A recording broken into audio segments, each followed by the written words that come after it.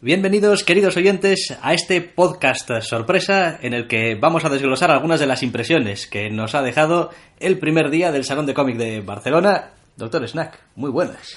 Muy buenas, aquí tranquilamente en un pequeño descanso dentro de estos días de actividad del Salón de Cómic de Barcelona y bueno, pues queríamos un poquito recuperar lo que ha cundido un primer día y pues todas las cosas que hemos visto y oído. Living the life, vaya, es Sí. lo que estamos haciendo, básicamente, pasando por entre un montón de cosas, navegando, que nos gustan. Y bueno, pues la verdad es que el primer día, en fin, fue bastante movidito, para empezar, la verdad. Pues sí, la verdad es que estamos teniendo muy poquito tiempo para hacer este tipo de cosas o para incluso lo normal, lo habitual de bueno, pues ver una película o leernos un puñetero cómic, por curioso que resulte. Sí, yo creo que estos días del salón son los peores días para leer cómics, o sea, no, estás en el mundo viendo las cosas del cómic, pero no, leer no, por Dios, ¿dónde vas? No, Bueno, el no que hay tenga tiempo, pues fantástico, pero vamos, sí, nosotros andamos un poquito más pillados, pero bueno, disfrutando un poco de esas cosas que el resto del año, pues no. Sí, quizá os sorprenda o quizá no, pero es la primera vez que caemos en el Salón del Cómic de Barcelona. Porque somos unos vagos, Sí, las y cosas como son. lo cual pues quiere decir pues que había toda una serie de cosas que desconocíamos y que pues hemos visto, digamos, por primera vez, ¿no? Pues como por ejemplo, bueno, ¿dónde está esto del Salón del Cómic de Barcelona? Ah, en la Fira, Plaza de España y tal, y bueno, y aquí, joder, aquí hay un edificio y tal, no es este edificio, es ese otro de ahí, no, espera, la entrada está en el lateral. Vamos, hemos estado haciendo un poquito el Paco Martínez Soria, en plan paleto en la ciudad, todo muy bien, muy divertido. Pero no, la verdad es que está todo muy a mano y está bien organizado y, ¿sabes? Queda todo cerca. No sé, es la sensación que me da. En una ciudad tan grande siempre piensas que va a ser lo contrario, pero todo bastante a mano. Así que llegamos, nos acreditamos, Sí.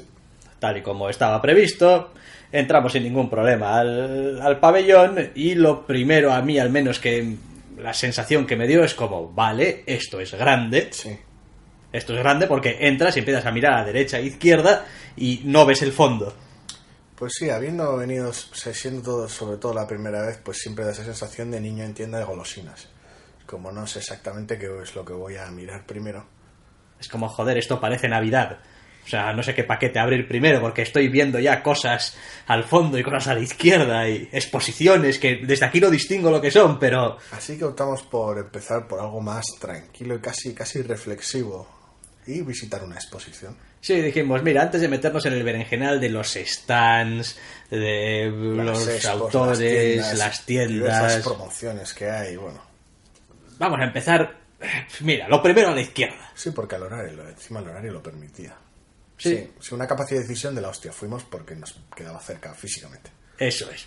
Dijimos, ay, a ver, ¿qué es esto? Anda, una exposición. ¿Y qué exposición? La exposición de Miguel Gallardo. Dijimos, Miguel Gallardo, vamos a ver qué es lo que tenemos. Pues sí, y la verdad es que, joder, casi supo hasta poco. Eso que es una exposición bastante extensa durante todo el recorrido de su obra, ¿eh? Sí, hombre, yo diría de la exposición que sobre todo se te hace un poco corta porque se añaden muchas cosas. Ya no es una cuestión de originales, que hay originales. Y ya no es una cuestión de, pues quizá, trabajos más de cartelería o de pin-ups, que también los hay. Sí. Hay mucho material que da a entender un poco también pues el modo de trabajar de él o el tipo de material de referencia o de su época, vaya, también que tenía. Entonces, contextualiza muy bien. Cada momento de su obra, sí. Y además había algunas páginas también inéditas de obras que al final pues no se publicaron o fueron inacabadas o lo que sea, con lo cual podías ver incluso pues algunas páginas que estaban a medio hacer, con correcciones, Sí, con hay apuntes. unos comienzos underground, una aproximación más europea después, un uso del color realmente increíble en ciertos momentos, y la verdad es que es un paseo que merece muchísimo la pena. Sí, después por su propia biografía también y un poco el rollo familiar y tal, pues Sí. bueno, hay una serie de, bueno, pues hechos históricos que son importantes también para él en su vida y que lo ha reflejado también en sus obras después. Sus obras basadas en su padre. Y hay material incluso de esa casa, que a mí es lo que más me llamó la atención, que hubiese material personal no ya de sus obras, sino de su vida, o sea, Sí. fotografías de la familia. Cuadernos con apuntes, cosas de la época. La verdad es que está muy bien montada, un acto de generosidad enorme por parte del autor. Y la verdad es que fue una delicia. Tuvimos mucha suerte porque lo primero que hicimos fue eso. Sí, Y una maravilla. Nos tiramos ahí un ratazo bien largo. sí, porque además después el autor ha hecho trabajos también tan distintos Sí. que, joder, daba mucho pie a, bueno, pues a discutir un poquito y a hablar acerca de, joder, pues este cambio aquí y allá. Y no voy a dejar de decir que yo por sus azules mato. Por Sí, esos sí. azules mato. Sí, ese comentario me hizo gracia. Sí, el uso del color es muy, muy grande, muy sublime. Y el azul en ciertas cartelerías. Sí. Yo soy un... A ver, es un color que me gusta mucho, el azul.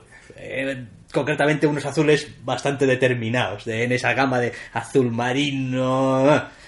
Pero, joder, es que había algunas cosas que era... Yo me hubiese quedado 10 minutos que te paraba allí mirando solamente aquello. Aquel póster, sí.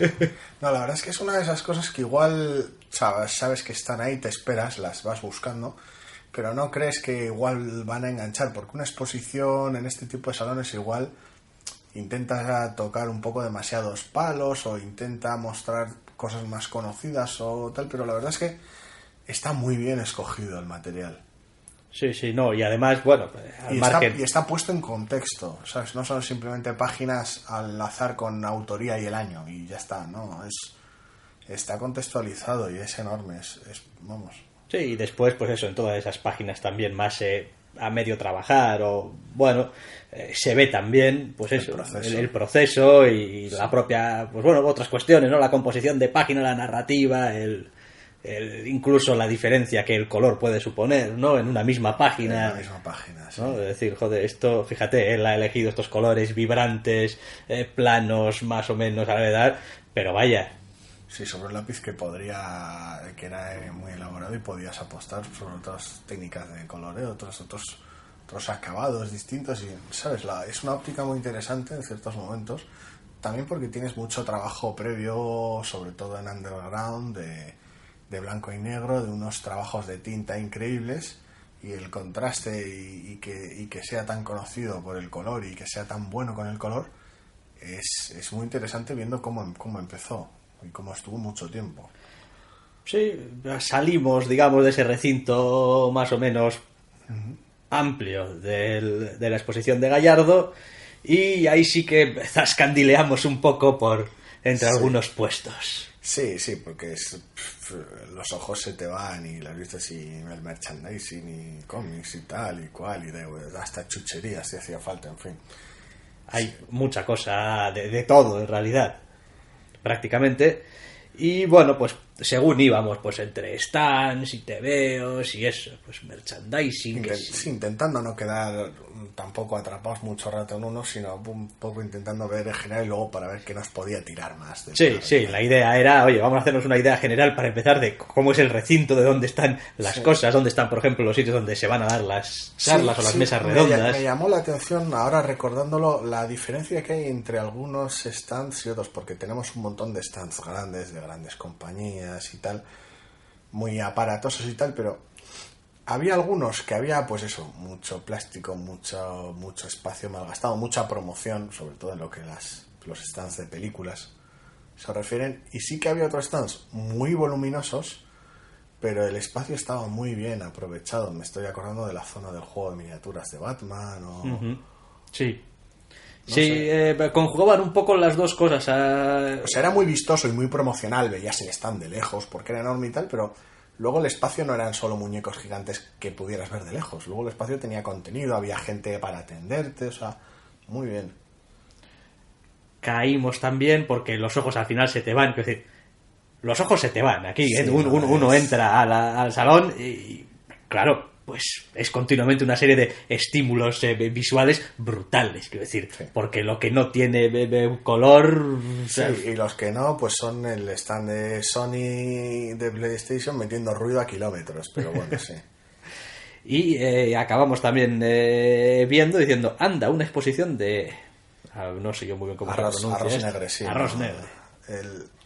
Sí, porque a veces es eso, es como, no, bueno, basta de ruido, o sea, me voy a concentrar en una cosita un poquito y tal, y la verdad es que muy bien, si ya veníamos disfrutando del trabajo a color de Gallardo, el uso particular en esta serie de obras colaborativas de varios autores La verdad es que es realmente muy curioso como en cada uno de los números utilizaron un color como eje central y la interpretación que cada autor daba de la historia que quería contar y el papel que el color juega en ella.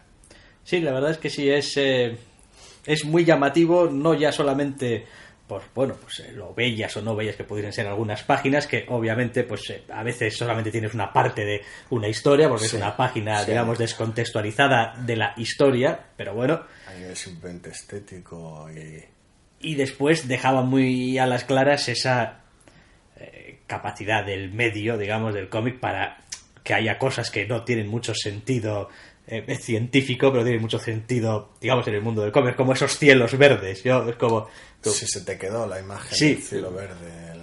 que es como, joder, pues perfecto, está muy bien, es como, tiene sentido. Súper es como... adecuado, sí, la capacidad de abstracción del arte a veces en algo que podemos tomar muy literal, aunque a veces sean historias de superhéroes, otras veces sean historias más apegadas a la realidad, la capacidad que tenemos de, no, bueno, esto refleja la realidad y estoy acostumbrado, pero claro, hay otras obras más artísticas, más con otros niveles de interpretación y de representación, y la verdad es que es muy, muy bonito tener un rato para sí, poder disfrutar de...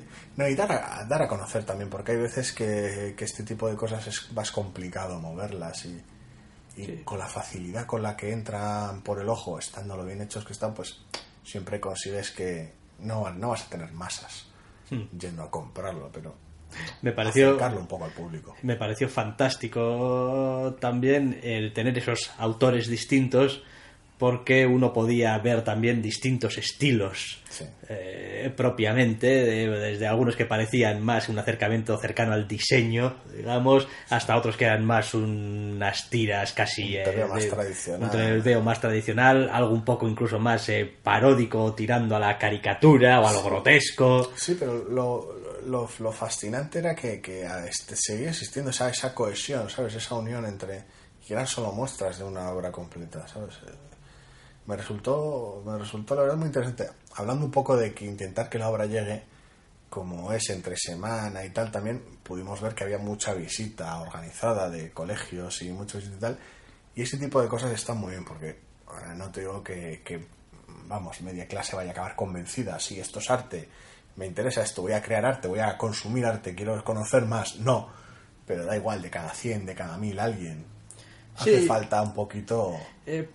Para mí no solamente es hacia esa vía saber un poco que existe, de... Eso es. Yo creo que luego ya cada uno es libre de interesarse el gran valor de eso también está en que, joder, pues tú igual tienes 12, 13 años o 14 años y tú estás haciendo tus garabatos, por ejemplo, en tu esquina del cuaderno, y en fin, tú dices, bueno, esto es mi garabato, yo lo tengo cariño porque es mío, pero es un garabato, igual no tiene ningún valor, nadie aprecia esto, es mío y no... Y de repente llegas a un sitio y dices tú, bueno, oiga, espera un segundo, que esto igual no son solamente garabatos. No es... Sí, no solo de cara a futuros autores, también de cara simplemente a futuros consumidores, futuros lectores. Simplemente el dar a conocer que, bueno, que más allá de que saber que esa película de los Vengadores tiene un cómic detrás, que bien, todos somos conscientes de ello, que en ese medio que existe, lleno de superhéroes fantásticos, que a mí me encantan, si a estas alturas tampoco vamos a descubrir América. Pero que es un medio muy rico, muy bonito, que tiene sus propios ritmos y su propio lenguaje, y que permite un montón de cosas, y aunque sea pues despertar ese interés, ese conocimiento, es como, de esto, pues esto hay, luego ya cada uno verá lo que hace con ello. Pero es eso, el arte simplemente no se trata de metérselo a la fuerza, se trata simplemente de que sepa que existe. Y lo mismo para la música y para el resto, es decir, es como, existe esto, luego ya tú verás si te gusta o no, pero al menos que lo sepa, que tenga acceso a ello, vaya.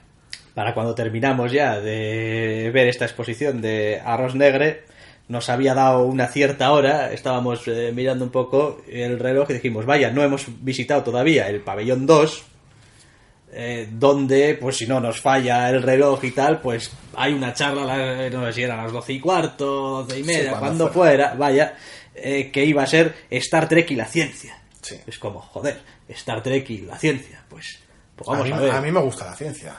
A mí me gusta Star Trek, a pesar de todo, tiene sus cosas, pero me gusta Star Trek. Ya lo he dicho, ya está. Y bueno, pues Star Trek y la ciencia es como, bueno, es una cosa que puede ser cualquier cosa, ¿no? Sí. Porque... Bueno, no da muchas pistas, pero bueno. Así que hubo que acercarse. Sí, nos dejamos caer a ver la charla completa y tal, y partía de la premisa un poquito de comentar pues ciertos precedentes, ciertas cosas que se ven en la ciencia ficción en general y en Star Trek en particular, sobre y cómo luego esa ficción, esa ciencia ficción pasa a ser ciencia punto, ¿sabes? Sí. Esa capacidad de la ciencia ficción de adelantarse a su tiempo, vaya. Estaban de la asociación de Star Trek, Sí. creo, de España, el presidente, por ejemplo, que hacía un poco también de moderador, Sí. Y algunos otros integrantes, me parece, algunos de la asociación, y, en fin, los nombres me pierdo un poco, aunque algunos apunté, a ver, apuntes tácticos. Joan Borràs y Sabrina Rodríguez, y moderaba Julián Sánchez. Sí. Bien. Vale, la mesa redonda estuvo un poco desenfocada, estuvo un poco divagante y estuvo un poco como juntando ladrillos uno con otro a ver si encajaban bien. Transmitía muy bien el entusiasmo de los integrantes por la obra, por Star Trek y por el tema que tocaba la propia charla en general. El problema es que no terminaba de estar bien estructurada y se iba un poquito por las ramas, y el problema es que al final parecía más una mesa redonda más que una mesa redonda sobre un tema específico o más o menos abierto. Parecía que cada uno iba, pues soltaba su charla, divagaba sobre lo que le llamaba la atención, lo conectaba a Star Trek, a veces un poquito de manera un poquito pillada por los pelos, otras veces no, y adelante, y seguía otro con su tema. Entonces, sí, a ver, básicamente empezaron dando esos ejemplos de tecnología que salía en la serie, que después lo hemos visto aquí, que puede ir desde los teléfonos móviles y los comunicadores, sí, el iPad, etcétera, ese etcétera. reflejo Ese reflejo un poco como iniciación, como centro, como sí, inicio de la charla, y después ya poquito a poco fueron entrando en otros temas. Temas más amplios. Temas como pues la inteligencia artificial, la robótica, los cyborgs, transhumanismo, pero son temas que, claro, tocados así de canto y desde la óptica de la influencia de una serie en esos temas y de esos temas en la serie, pues es quedarse un poquito corto. Porque, sí, claro, cuando tocas solo el tema de manera superficial, tocas varios temas y lo haces de manera no demasiado estructurada, pues el resultado final es que queda flojo.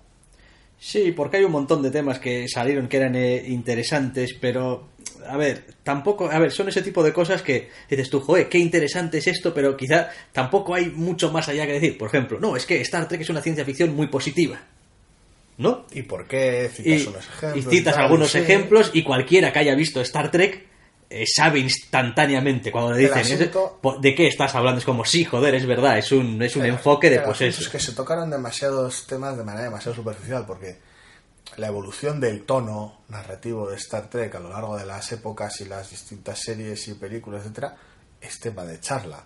Sí. Las posibilidades de la cibernética, el transhumanismo humano, etcétera, es tema de charla. Sí. El tema de la inteligencia artificial, oh Dios mío, evidentemente es tema de charla. Todo junto en un batiburrillo, como tecnología, tocándolo muy por encima, intentando de algunas maneras, en ocasiones como he dicho forzadas, relacionarlo con Star Trek, pues era raro, porque además el público también parecía muy heterogéneo. Había gente que parecía estar más interesada en ciertos aspectos científicos, que como ya he dicho se tocaron de forma solo superficial, y había simplemente fans de Star Trek a ver qué se comentaba de Star Trek, que también se tocó muy por encima. Entonces al final el resultado fue un poquito raro. Sí, pero sí. bueno. Pero bueno, no se puede contentar a nadie. A veces estos títulos, digamos, un poco abiertos o tan abiertos, pues tienen ese problema, Dan ¿no? más guerra que otra cosa. Me gustó el entusiasmo que ponía la gente en ellos. Se veía que realmente estaban muy interesados en el tema. No se trataba de hacer una conferencia por cumplir. No. O sea, había ganas de hablar del tema, solo que bueno, pues igual faltó algo de enfoque. También, como dijo el presidente, pues somos la primera charla del salón. Y la primera charla del salón siempre es un poco el arranque, ¿no? Ese, joder, no sabemos aquí qué ambiente hay. Sí, a ver, yo creo que igual suele haber miedo a mí me pasaría, si me tocase organizar una charla para este tipo de cosas, bueno, para cualquier tipo de cosa, pasaría que igual me creo que el tema va a ser demasiado pequeño y que no va a dar juego, y cuando amplío el tema igual lo que hago es perder enfoque. Sí. Quiero decir, creo que ese es el riesgo que corres y creo que ese es el pecado, si acaso, que se cometió. Pero bueno, fue ameno, o sea, fue interesante. Pero Bien. Después de esa mesa redonda, yo creo que... A ver, déjame pasamos recordar. por la exposición del Capitán América. Ah, sí, es verdad, sí, pasamos por la exposición del Capitán América. Joder, ahí también yo disfruté bastante. Pues claro, 75 años. El Capitán América, 75 años, en fin, un poco cogiéndolos así, pero... Sí, es algo de lo cual se podían haber hecho kilómetros y kilómetros de expo. Casi parece que falta material, y eso que hay muchísimo. Sí. Y la verdad es que, joder, la colección de autores y la colección de técnicas, los distintos aspectos del personaje, los enfoques, vamos. Sí, no, la verdad es que yo disfruté bastante porque como, bueno, sobre todo recientemente, en los últimos años, también he leído bastante del personaje, pues, bueno, es decir, te encontrabas cositas por ahí que decías tú, pues esto yo ya lo he leído. Sí. O no, o esto también. O esto lo leí hace un porrón de años también. También.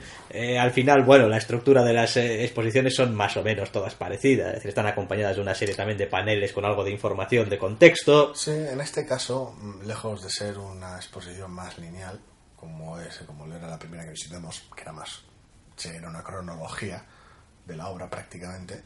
En este caso es un espacio más abierto, más dispuesta a que la gente pase en torno y vea muestras específicas de un momento concreto en el tiempo, sin establecer una cronología ni una relación directa con otras. Sí, vamos, se permiten incluso hacer un pequeño hueco a la versión cinematográfica y lo de el aspecto de las películas, tal. Entonces, bueno, es imposible, claro, concretar ni tener una visión súper amplia del personaje en prácticamente ninguna cantidad de espacio de una exposición que te puedas permitir en una exposición. Pero la verdad es que tiene un montón de cosas, un montón de originales geniales, un montón de perspectivas distintas, y la verdad es que estuvo muy muy bien.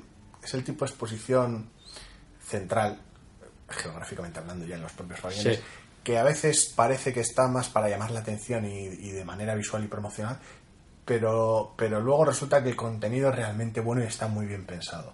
Sí, o sea, más allá de un escudo gigante del Capitán América en el suelo que se ve de lejos y tal, y un recortable cartón enorme para sacarte fotos, y sí, eso está ahí, pero quiero decir, sirve para atraer a la gente a una exposición con un contenido de la hostia. Entonces... Sí, claro, después al estar un poco en esa zona central que es también de tránsito y de paso y donde hay bastante movimiento y la gente se para. Y eso es, y espacio en el que no puedes poner nada porque es de tránsito y por lo tanto tienes que dividir en pequeños mini espacios. Están, por ejemplo, el uso, por ejemplo, de las columnas, que las tienes ahí y no las puedes quitar, para aprovechar, para hacer pequeños bloques de información en torno a un tema. Y la propia exposición respira mucho de esa manera.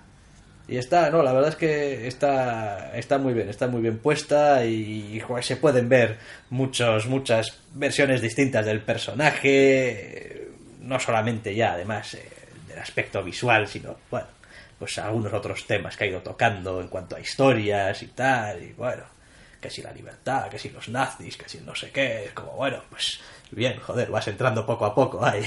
Lo bonito además es que para aquellos que estuvieran como nosotros pues especialmente interesados en el personaje en general y en todas las cosas que puede representar, no solo de exposición vive el hombre.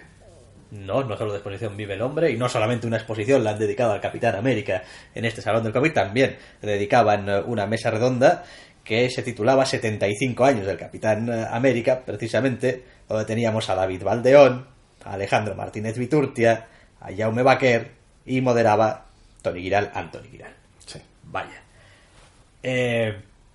Una mesa redonda que a mí me gustó mucho. Me lo pasé muy bien y me pareció, o sea, ya no solamente interesante, aunque yo he de decir que en general en las mesas redondas suelo encontrar poca, digamos, información que no sepa. O sea, uno no va, yo al menos, yo no voy a una mesa redonda a que me digan cosas que no sé a veces, sino a que me hagan reflexiones que no he hecho o que me den puntos de vista que... Variará de una a otra, pero si el interés es más reflexivo y más de discusión que divulgativo, supongo. Aunque aquí, bueno, pues... Y claro, hombre, los grados del fan y del conocimiento que pueda tener dicho fan que va allí, pues claro, pues son variados, habrá de todo. Bueno, una mesa redonda donde, pues, Giral, pues distribuyó el juego como un campeón. La verdad es que una mesa redonda de manual de mesa redonda. ¿Cómo puedo hacer una charla, una mesa redonda y tal, interesante y que fluya bien, con buen ritmo? Pues con invitados como estos y moderada de esta manera. En serio, o sea, que decir, puede sonar a peloteo, pero fue enorme. O sea, se llevó muy, independientemente luego el contenido, del cual ya hablaremos ahora, el ritmo fue buenísimo.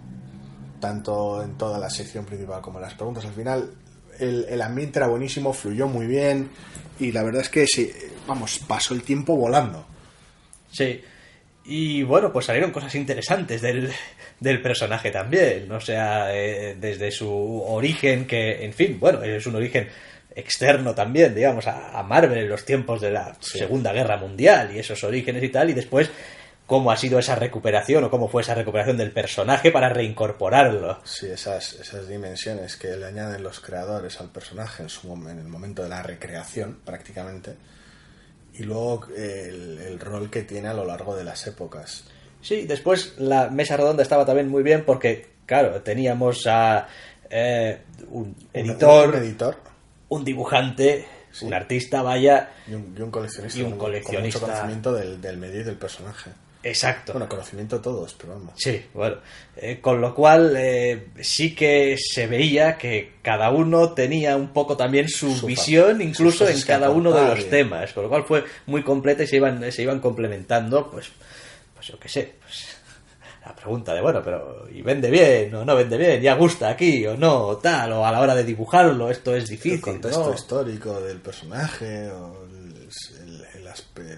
la forma de dibujarlo, cómo influye, si responde a ciertos estándares. La verdad es que estuvo muy muy bien, una reflexión muy muy interesante del personaje. Sí, quizá además bueno, dando a entender otro montón de cosas que a veces se le achacan al Capitán América, al personal como tal, que es como, bueno, ciertos clichés y tal, a veces, bueno, depende obviamente de quién lo escriba, sí, y depende también obviamente de uno a veces incluso también cómo lo lea. Es como, bueno, sí, es que a veces desde fuera el Capitán América el riesgo que corre es que ante el desconocimiento lo único que ves es la bandera en el traje y ya está. Entonces cada uno le puede achacar, dependiendo de sus intenciones, lo bueno o lo malo que tenga él de su preconcepción sobre el propio país. Entonces a veces es un personaje que es es muy sensible al desconocimiento. Es decir, si uno no conoce a Spider-Man, difícilmente puede achacarle nada, ningún tipo de valor o ningún tipo de característica a Spider-Man, por ejemplo, de manera externa, desde el desconocimiento. Pero el Capitán América es más sensible a ese tipo de críticas un poco más burdas. Sí, se entiende muy fácil si pongo uno de mis famosas comparaciones siempre asquerosas y exageradas. Vamos allá. Es como si, por ejemplo, fuese, no sé, el Capitán Apple.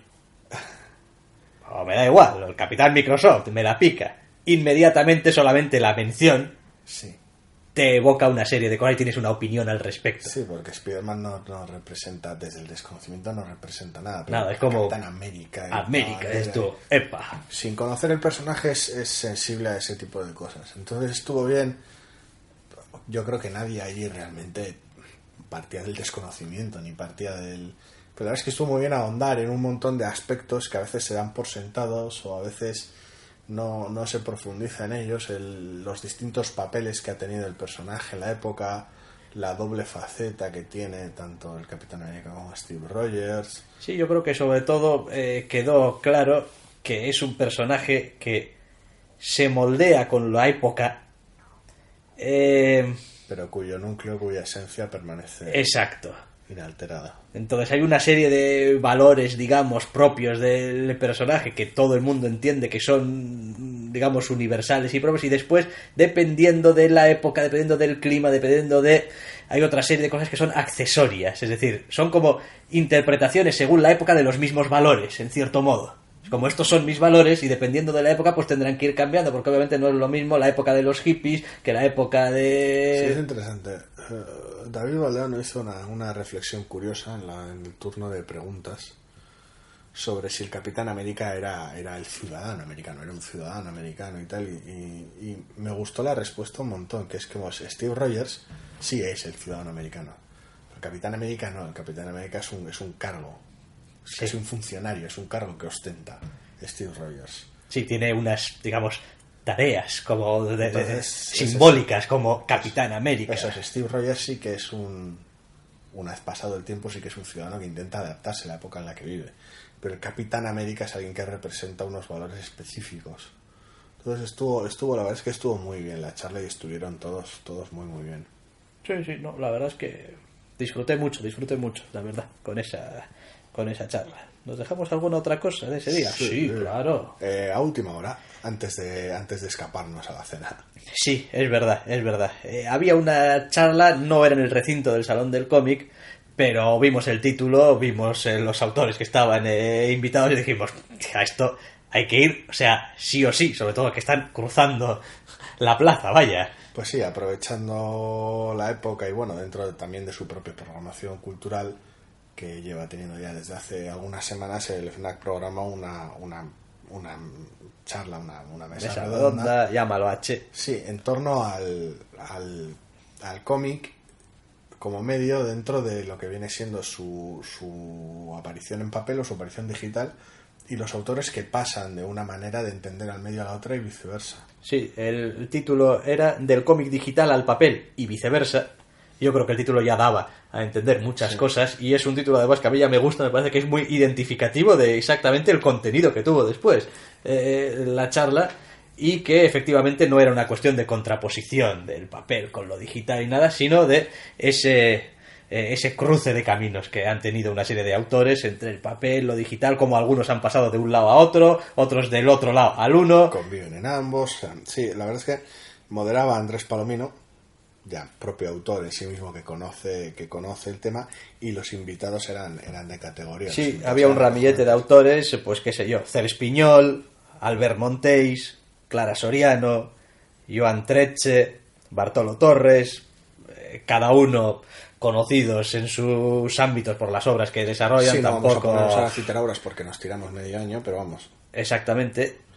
Y me resultó una charla muy interesante. Está muy bien porque tenías autores de webcomic que habían comenzado ahí y estaban ya desde hace tiempo publicando recopilaciones o material adicional o material revisado para papel. Tenías autores veteranos que vienen también desde unos ángulos pintorescos como Cels Piñol, que viene desde el fandom, de esta condición de fan eterno, casi que bueno, después de mucho tiempo currándoselo para trabajar en papel, lleva ya tiempo, no ya solo trabajando en digital con su respectivo equivalencia en papel, sino además dominando muy bien lo que supone publicar cosas en digital y promocionarlas y moverlas. Clara Soriano también tenía una perspectiva muy interesante sobre ambas cosas como ilustradora y como colaboradora de varias publicaciones. Y bueno, pues además estaba Albert Monteis. Sí, yo creo que una de las cosas más interesantes que dejó en evidencia, si se puede decir así, la charla y la conversación que iban teniendo todos entre ellos, es que la gran mayoría tenía una opinión bastante fuerte y bastante bien fundada en su experiencia. En cómo les estaba yendo a ellos. Eso es. Y todos ellos, en el argumento que utilizaban, lo podías ver como, coño, este es un argumento válido y está bien, o sea, tiene sentido.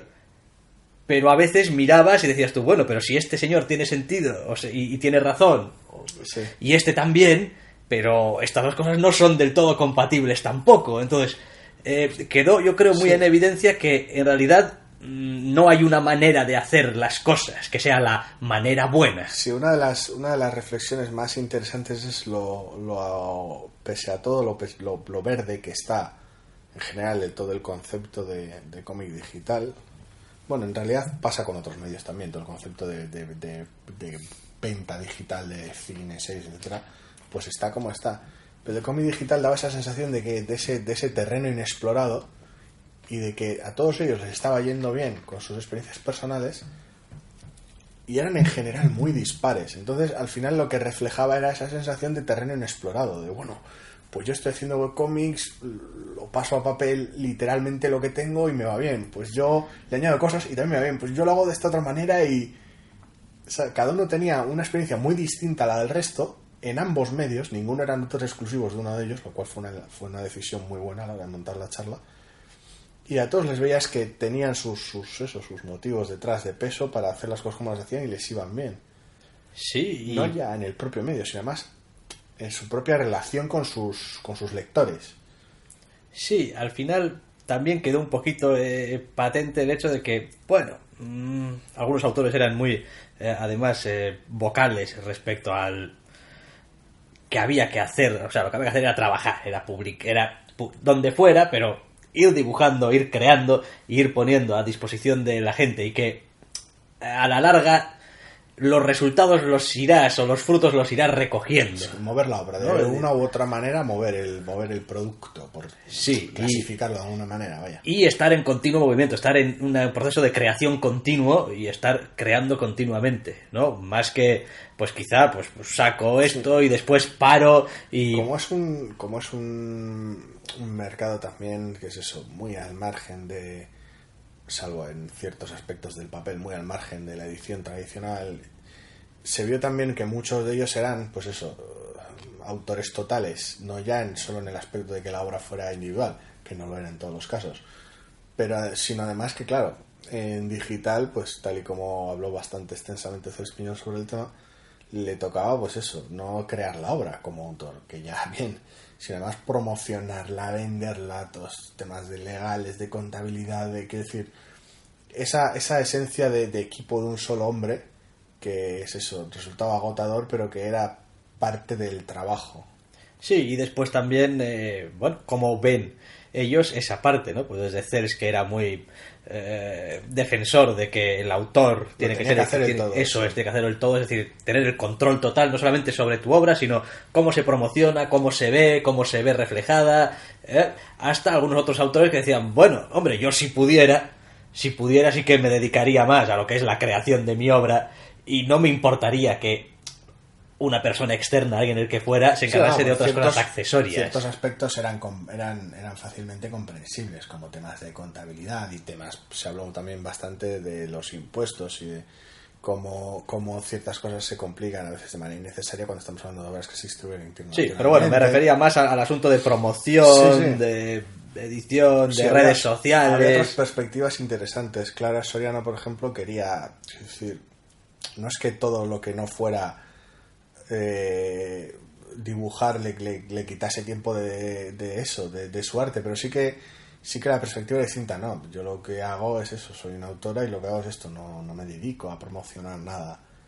Y claro, pues cuando estamos hablando también de promoción a través de las redes sociales, que es algo tan ambiguo y que no existe una fórmula universal de éxito, pues también había ciertas maneras distintas de encarar a la audiencia. Claro, y después quedó bastante claro que, bueno, nadie sabe, nadie sabe, todos sabían maneras de ganar dinero con su obra. Lo que pasa es que cada uno lo gana de manera distinta. Sí.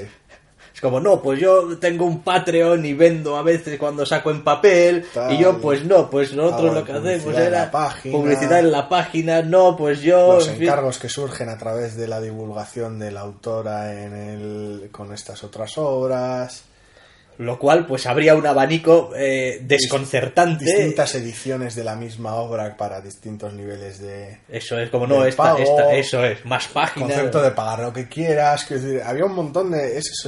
daba esa sensación de terreno inexplorado, de como si cada uno de ellos tuviera solo un puño de piezas de un puzzle muy grande que todavía está lejos de completarse. Tenían pequeños trozos del mapa del tesoro, pero todavía no había realmente un horizonte claro, ni un...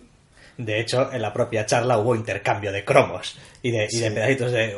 Espera, ¿cómo dices que va eso del Patreon exactamente? ¿Qué? ¿Cómo? Que lo del IVA puedes poner en PayPal micropagos y entonces qué tal. La verdad es que la charla estuvo muy extendida y el turno de preguntas estuvo muy bien. Pero eso daba esa sensación de exploradores de lo desconocido casi, lo cual resulta muy chocante dada con la facilidad con la que parece que se mueven y con la, sobre todo, el énfasis que se hizo con la facilidad con la cual le llega la obra al lector, que es algo en lo que se hizo muchísimo énfasis también.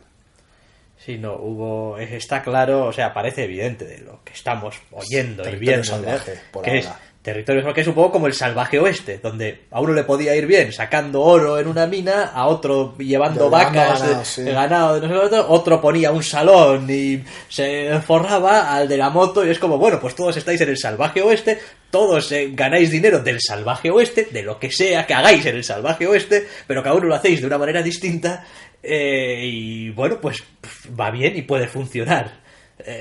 Claro, el asunto es, pues si tarde o temprano... Si esto va a ser siempre así, o se estabiliza, o... No sé. Yo pensé un poquito en qué es lo que me suele pasar con el cómic digital a veces.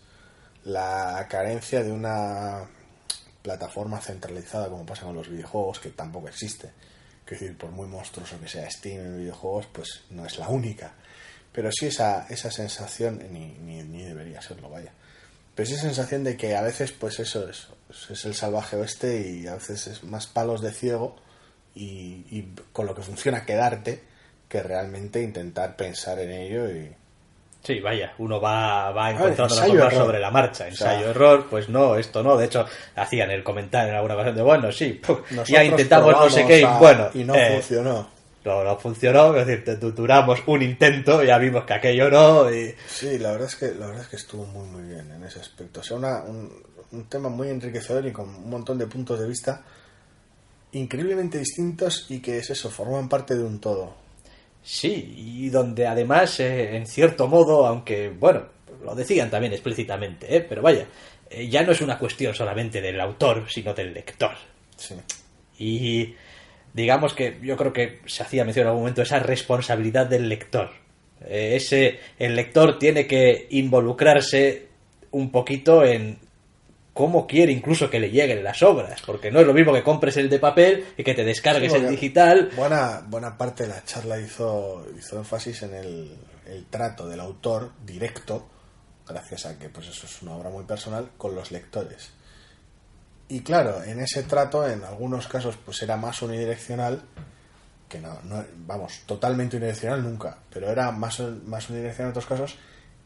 Pero en otros, el caso de Cels, por ejemplo, sí que había más feedback de, bueno, pues la obra es esta, ¿cómo la quieres ver publicada? O sea, separaba muy bien en lo que es el medio en el que se publica de la obra. O sea, no condicionaba, el medio no condicionaba la obra.